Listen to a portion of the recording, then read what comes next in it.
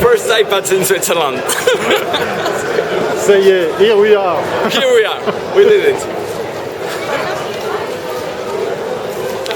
Okay, show me. Yarn. There we go. This is how it goes. First iPads. Impressive, absolutely gorgeous device. We've been playing already, adding some applications and stuff like Weather Channel, WordPress, ABC, stuff like that, you know. Typical, of course, all directions, as you can imagine. And what else can I say? The version of Tutorific, absolutely brilliant. Brilliant conception, brilliant thing. Of course, this is a Wi-Fi model, so there's no 3G kind of thing. But as you can see, everything is there, ready to be used. It's gorgeous, gorgeous quality display. My contacts as well. The App Store, the iPod, and of course, the biggest hit, books. This is absolutely an amazing device, and I have read the first published book about the iPad programming, and the author of this book is coming at the end of April to Geneva.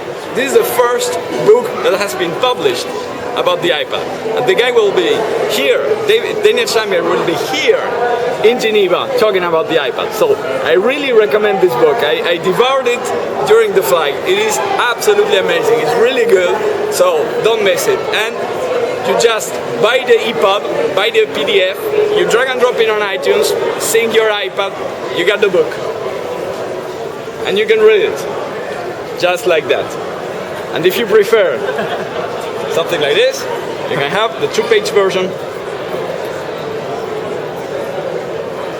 And it's really, really cool. Really, really cool. So, first iPads in Switzerland. What do you think?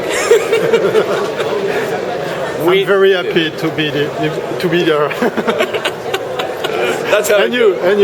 No, it was great, really. How much long was the queue? The queue wasn't very long. I was surprised. We arrived around, let's say, 4 o'clock in the morning, more or less. The jet lag helps a lot, because for us it was like 10 o'clock in the morning. So it's like, okay, let's go. Not a lot of people. There was a queue for the guys who had reserved, another for the people who hadn't.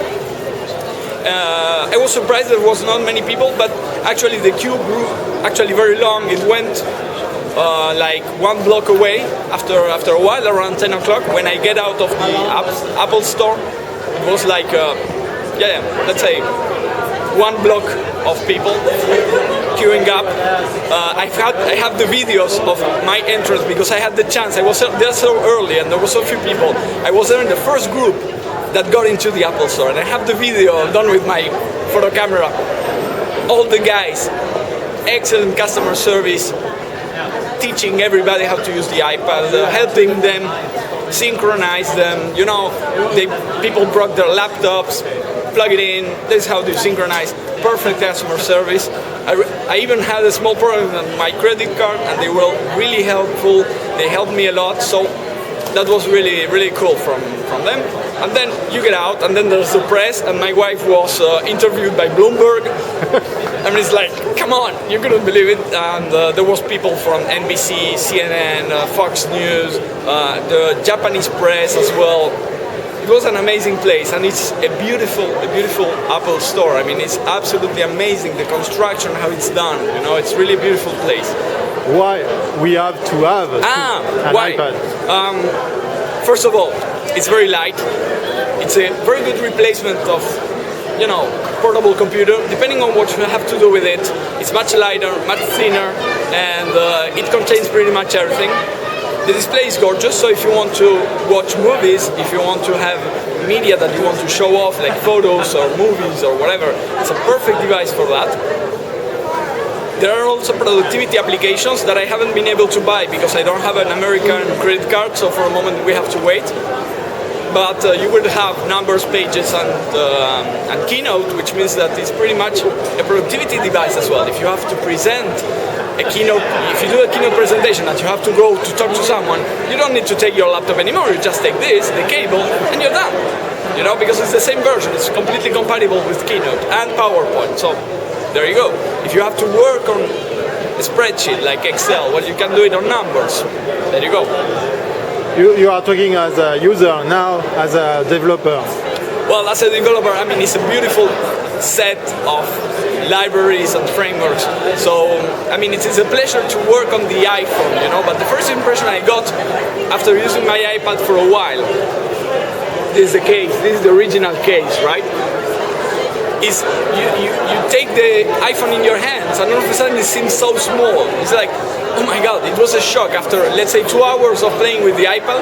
You pick up your iPhone and it's like, what happened to you? You know, it's like very small. The libraries are very similar. Most of the idioms are really exactly the same. So iPhone developers will feel at home. Macintosh developers will feel at home. It's a very, very refined set of frameworks with strong capabilities. And I think it's a very interesting set of libraries, for example, multimedia programming. So that is one of the most interesting things. You know, if you work into multimedia, if you work into graphic, if you work into design, this device will be the device of your dreams. The display is gorgeous. You have to touch it to believe it. And by the way, tomorrow night in Zurich, we will have a special event about the iPad. So come to Technopark. It's free. At 5 o'clock tomorrow, we are going to talk about the iPad. So you will be able to touch an iPad, play with it, and let's talk about programming and how to put your iPhone applications into the iPad, right? So see you soon with your nice new tool. No problem. Thank you, Adrian. Thanks to you. Thanks to you.